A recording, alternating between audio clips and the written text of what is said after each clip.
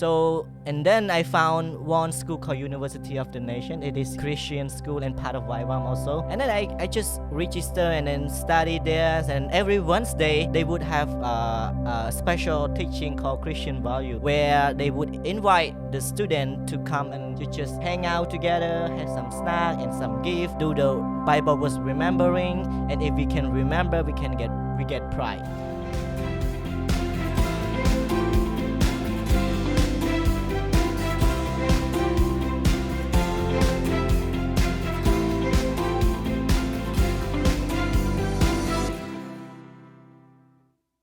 Welcome back to the ICF Cambodia podcast. And today I have Rany with me. And I'm really excited because he has a great story that you do not want to miss. Let's jump right in. Rany, you are a pastor here at ICF Siem Reap. You have a great impact through your preaching and teaching and leading people. But let's go back to your beginning when you were a little child. Tell us a little bit about your family situation. How many children did you have, and how was it with your parents growing up? You know, I'm so excited to be with you today. And, before I am now, I have gone many things in my past and also in my childhood. Living in a family where I don't know, who is Jesus and why he came to this earth. And, in my childhood, we faced a lot of difficulty in our families. And personally, one of my difficulty that I face is when my parents, they are fighting with each other, like verbally arguments, and then my dad would so much angry and he would hit anything that he sees. And seeing that, I feel like, oh, my life, I have hopeless. Complain myself why I born in this family, what is wrong with me, why my family always fight things. And growing up in that community was like, it's not easy. It's not like you sometimes just complain yourself why. Sorry, I just go to. No, that's perfect. Yeah. That's good. So you grow up with your family. How many siblings? How many brothers and sisters do you So have? originally I have 7 siblings and 1 sister. So, and then my dad got new married and we got twins. So right now I got 9 siblings. So your mom passed away. Yeah, she passed away. And then your dad just continue making babies. Yes, he continued. Yes. We could say that, but to fulfill his happiness. So you must have had a big house to accommodate like a big family like that. No, we don't really have a big house. I grew up in the house where we make from the palm leaf, and then everyone have to share one bed at night. Like we sleep together, my parents, me, my brothers, just one bed, like around 5 or 6 people. In one bed? In one bed. Palm leaf means that you had no real roof. Was it raining in? No real roof. If it rainings, we can experience the holy water from the sky. Like you can just at night time, for example, you can go look up to the roof and you can see the stars because our roof is not so like close, and that's also cool. You just enjoy it. So you really like camping outside? Yeah. But you also experienced a lot of poverty. Yes. Did your family ever worry about food and money topics? Oh, we worry a lot. My parents worry a lot because as we have a big families and they have to work so hard, do the construction workers, and from morning until evening, and they just take a rest a little bit and then get up in the morning early again and go again. So I think my parents really scared and worry to provide to support us. Yeah. Is it true, I heard this, that, when you are like 5, 6 people in one bed, it's difficult to get up and go to the bathroom. It so, is. So what do you do in this situation? Okay, maybe you can cut, but you can keep it, of course. Yes, it is difficult. Like, for me personally, when I was like small, I don't want to. We don't have even actually toilet. What do you mean you don't have a toilet? Where did you go? Under the trees, or there in at my house was a lot of banana trees, so we would dig a hole and then do our business. Ah, and then when it's full, you dig another hole. Yeah, dig another holes. So and you then had no real toilet when you grew up as a kid. we did not have real toilets. So our toilet would be like banana trees or some of in the bush, something like that. Okay, so Yeah. so you were talking about when you were in the bed and you did not want to go. What did you do? I just pee on the bed. I mean, And it would just run through on the ground. on the ground. Yeah. Did only you do that, or your brothers also? I think all boys have done that. Yeah. Okay, but it's not something you do every night. No, not really. Yeah. Okay, but thank you for sharing because this is very unique. I mean, where I come Yeah. from, it's not popular for kids to pee Ooh, you on should the floor. try that. No, don't try that. And yes, also, so you grow up in this family situation. Your mom passes away. You have a lot of brothers and sisters. Not a lot of options and opportunities. How did you become a Christian?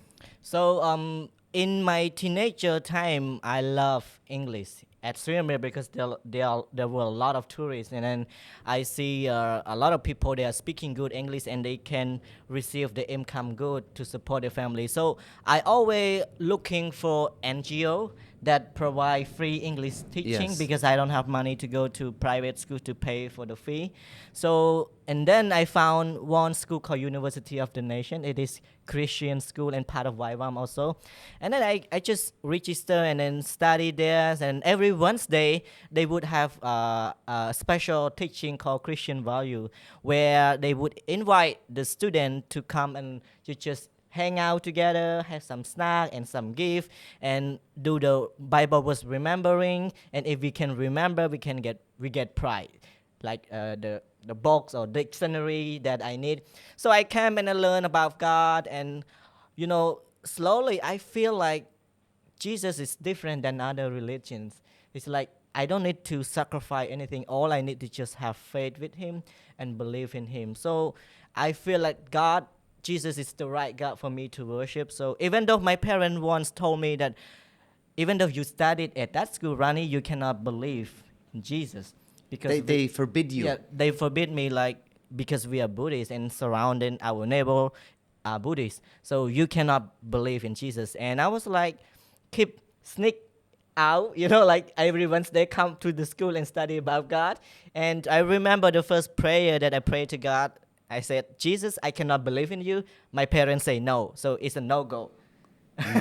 Like it's an honest prayer for the first time to God, yeah. And at one point, you felt like Yeah. this is the true God, and Yeah. you started to believe. Did you keep it a secret from your parents? I did actually keep How a long? secret until I finished high school, and then I start to become bold to proclaim of what I believe. And then when they see me changing the way that I have done, and then after I know Christ, I change, and then they start to accept my faith because they see the transformation that I have changed. What changed? What did they see changed in your life? So like I have a good friend, like I hang out with a good friend than before, and I would use like more nice word to speak to them than before, and help them out as much as I can when my free time, something like that. Yeah. Very good. So you were introduced to follow Jesus at the English school. Yes. And then did you join a church? I rarely joined the church last like before I know this place ICF, and then just like I can say once a month or sometimes not. Okay. And then how did you learn about ICF? So one of my friends, she invited me to come to join ICF in I think 2013, and I gotta come. So because we are close friends, and then I come, and then I learned about ICF, and then I met you. Actually, you were so younger than. I mean, now also that was younger. like 10 and a half years ago. It's quite long ago. So Yeah. I was when For I, me, not so long, but for you, it's like half your life. yeah, so I know ICF and learn about ICF because I accept the invitation from my friends, coming here to church. And I met you in ICF, and you were studying to become a teacher. Mm-hmm. And I don't know why, but I had that impression that God has a special gift that He has given you to be a leader. And remember, what was your first team that you joined? If I remember, because I have joined many teams, right? So I think my first team in the photo Photo, team. yeah, that's what I would have Yeah, said too. photo teams and yeah, volunteered picture and then do the video editing from iMovie like long time ago. Yes, Yeah. the iMovie is still alive, I It's think. still alive too Yes. nowadays. Yeah. So you started to learn new skills and with new equipment at the church. Right. And while you were studying to become a teacher, you met a lady. Tell us about the story with the lady that you met at the Okay. university. That's a good point. So you're talking about my ex-girlfriend. Which Yes, is now I'm my talking wife. about your wife, yes. So well, actually, that's like for me personally, I believe that was the plan of God that I met my wife at the college because we actually have studied together 1 year at 10th grade at high school, but at high school I was a little bit wild and she did not like me, and I don't join class a lot. So time move on, I become Christian and stronger and know God and serve at ICF, and I have to move to study in the evening time, and then I met Sambo, which is now my wife, and then for the first few months we haven't talked because I am a bit shy from my past, and yeah, which just was like accidentally I moved into that class and I met her, and then one time she also came to ICF, and then she was so surprised to see me at church because she remember this boy is not like that. Not like a Christian. Huh? Not like a Christian boy. Like he did not study well. He just skipped school. Doesn't like the teacher. Just hang out. But when she met me at church at ICL, she was so surprised how my life completely changed than my past life. And we just keep talking at school. So at some point, I moved to sit close to her, and I start to invite her to join the translation team. And we just move on, and I always pick her up because that the man should do. If you love someone, you should pick up her all the time with my old motorbike. And it's like, yeah, I just fell in love. At one point, I say, can we become boyfriend and girlfriend? And then she just, take for a while until she say yes. And now you are a really a healthy family, Yeah. beautiful, a good role model.